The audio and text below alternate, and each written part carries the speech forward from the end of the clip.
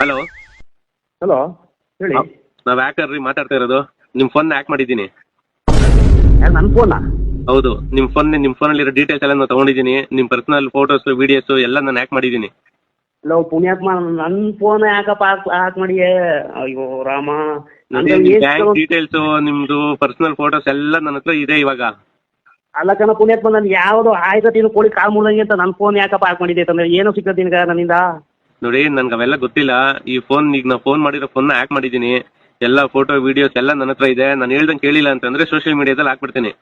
ಅಯ್ಯೋ ಆ ಥರ ಏನೋ ಮಾಡ್ಬಿಡಕ್ಕೆ ಪುಣ್ಯಾತ್ಮ, ನೀನು ಹೇಳ್ದಂಗೆ ಕೇಳ್ತೀನಿ. ಏನ್ ಮಾಡ್ಬೇಕಲ್ಲಪ್ಪ ಓಲೆ? ನೋಡಿ, ಇವಾಗ ಇದೇ ನಂಬರ್ಗೆ 50,000 ಫೋನ್ ಪೇ ಮಾಡಿದ್ರೆ ಸರಿ. ಎಷ್ಟು? 50,000? ಯಾಕೆ?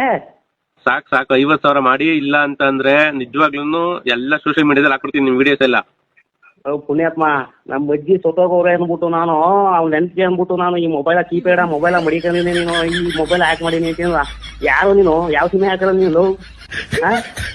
ಎಲ್ತಿ ಕೇಳೋ ಗೊತ್ತಿನಲ್ಲಿಗೆ